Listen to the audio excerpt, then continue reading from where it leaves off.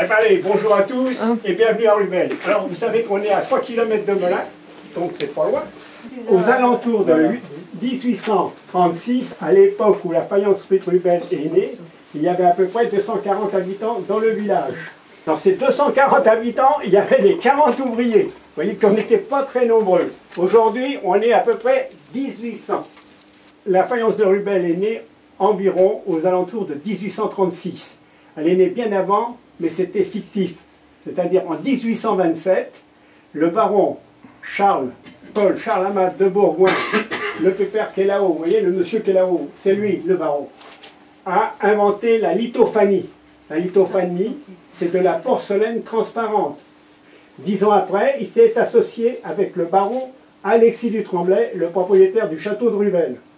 Il s'est associé avec lui, qui était le propriétaire du château, parce que lui, il avait l'argent. Hein, il avait les terrains, il avait l'eau, il avait les propriétés. Donc, lui, l'inventeur, lui, le mécène. Donc, il s'associe et il démarre la faïencerie de Rubel en 1836 ici. Mais ça a démarré industriellement en 1842, au moment où il a inventé, où il a eu son brevet de l'émail ombrant. L'émail ombrant, c'est un émail transparent aujourd'hui. Et ils ont fait, si vous voulez, à peu près toutes sortes de choses, entre les cabinets de toilettes, les cheminées, enfin les sols. Ils ont fait une multitude de choses. Rubel, qui a duré 22 ans, puisque ça s'est arrêté en 1857. On n'arrive pas à faire un inventaire, voyez-vous. C'est-à-dire, on n'arrive pas à marquer ce qu'ils ont fait, tellement il y en a. Alors, je vais vous montrer exactement comment ils procédaient. D'abord, on faisait un dessin. Voilà. Je vais vous montrer un bout qui est là, comme ça, là, vous les avez, vous voyez. On commence par un dessin. Pour tout le monde, vous savez, si vous êtes dans la peinture ou dans les arts, hein, voilà. Après, pardon, voilà. Ça, c'est la sculpture, le modèle. Voilà. Ça, c'est sculpté. Hein. Ça, on change, pour changer les décors. Ok. Ensuite, on prend une empreinte en élastomère. Ce genre de truc. Voilà. Là-dessus, on va faire un moule. Vous voyez, ça c'est le moule. Hein. Voilà. De là, on va faire une plaque en terre sur le truc. Là, on le pose, on l'estampe là, et on le fait. Regardez, derrière vous, pardon, je l'ai laissé exprès pour vous montrer. Voilà. Voilà, je l'ai fait ce matin, c'est pour vous montrer. Hein. Voilà, on estampe, hein, si c'est ça ou n'importe lequel, tant qu'on estampe. Alors, je vais vous montrer. D'abord, je vais commencer par l'estampiller, parce que vous voyez, je l'ai oublié. Voilà. Alors, après, on le met dans un contre-moule. Voilà. Voilà. Pourquoi? Voilà, pour que là, il va falloir les couper les petits trous, vous voyez. Hein? C'est pour pas que ça se déforme, parce que sinon on n'arriverait pas. Donc je fais ça avec ça. Hein? Donc on perce les trous, là. Une fois que c'est fini, on les fait sécher sur des plâtres, comme là par exemple, vous voyez. Et le lendemain, on les reprend. Hein? On les reprend, vous voyez, bistouri. Hein? Voilà. Et on les redécoupe comme il faut, tout ça. On laisse sécher, on ponce, on finit. Et quand c'est fini, au bout de 8 jours, dans le four. D'ailleurs, vous devez avoir chaud parce que là, il est en train de refroidir. Hein? Mais je pensais pouvoir vous faire avoir, mais c'est encore trop tôt. C'est dommage. Donc Rubel, c'est pas comme les faïences, c'est pas comme, par exemple, Meissen, Schrankberg et tout ça en Allemagne. C'est pas la même chose. C'est d'abord une sculpture et c'est l'émail qui fait ressortir le dessin. Voilà pourquoi c'est tout à fait différent des choses. Donc voilà pour ce qui est d'une faïence. Une fois que c'est cuit, alors après on émaille. Hein, il y a différents. Là, je n'ai pas pu vous en mettre parce que j'en ai pas. Mais bon, quand ça sort, voilà, quand ça sort, hein, c'est blanc comme ça. Hein, voilà. Alors après on émaille. Vous voyez, tout ça, ce sont des émaux, tout ça. Ce sont des émaux, alors soit on les fait au pinceau, soit on les fait au pistolet, là, à l'aérographe ou autre. Hein. Et après on cuit. Alors en principe la terre cuit à 950 000 degrés. Par contre pour ce qui est de la porcelaine, c'est une fois 900 et une fois 1350, 1400 degrés. c'est pas la même chose hein, entre la porcelaine et la faïence. Bon, voilà, en fait, on reçoit ça, vous voyez ça, c'est des pintes de faïence. Hein, maintenant, on les met sur le truc là, c'est une croûteuse comme un pâtissier, et hop, on a une épaisseur voulue. Hein. Ça veut dire que ça, c'était dans le bas du four. Parce que, en dessous, voilà. La température n'était pas la même chose. Voilà, à chaque fois, ça a fait à peu près ça. Hein. En haut, c'est plus fort qu'en bas, tout le temps. Hein. Vous voyez, c'est légèrement rosé, alors que là, c'est absolument très clair. Bon, voilà, on coule un plat tout droit. Hein. Et après, avec le dessin que vous avez vu, là, tiens, il est là le dessin, vous voyez, c'est celui-là. Hein. On l'entend, on sculpte. On sculpte. Hein. Et après, on fait une empreinte en élastomère, hein, caoutchouc synthétique d'aujourd'hui. Silicone, oui. Hein. Et c'est sur le silicone qu'on va faire un moule en plâtre pour pouvoir après estamper des plaques de terre. On passera sur le tour quand il y a un plat, quand c'est autre chose, hein, on tourne.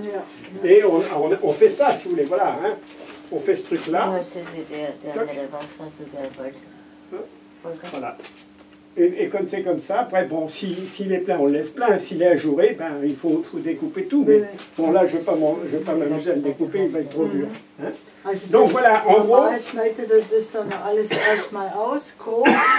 Und hinterher lässt es trocknen und dann macht er nochmal am nächsten Tag die feine Arbeit. Dann tut er das nochmal mit dem feinen Werkzeug aus. Ja. So. Und die feine Figuren? Das macht er schon in der Form. Jetzt hat er so eine. Er hat es und dann erst hat es so und wenn es dann. Und Druck da. Nee, das muss ja raus. Nee, das hat er hier. Und das wird hier rausgeschnitten. Und dann kommt es. Auf der anderen Seite drauf. Also das da. Positiv und negativ. Positiv und negativ. Also das ist praktisch, kommt oben drauf. So. Ça au-dessus. Oui. Ja. Voilà. Donc là, mettons ça, c'est le. Par exemple, on fait l'empreinte, c'est ça, là. Hein, ça c'est l'empreinte. On estampe une plaque. On passe sur le tour pour avoir le talon. Hein. Vous l'avez vu là. Hein. Ok. On le met dans le contre-moule. Geklappt und dann hat er dieses Muster auf diesem Teller. Und den Teller. Und dann brennen, ne? Bien compris, là? Erst wird es getrocknet und dann wird es erst ausgeschnitten. Dann macht er erst das dann alles. Das macht er dann mit so einem kleinen Messer. Und dann lässt es nochmal trocknen. Aber von der feinen Figuren, das ist das. Nee, das, das ist, Alors, das ist la lithophanie, c'est la même chose. Hein. On fait des plaques. Hat ein anderes Material. On fait des plaques de porcelaine, hein, ja. qu'on estampe là-dessus, on la tresse bien et on attend. Hein.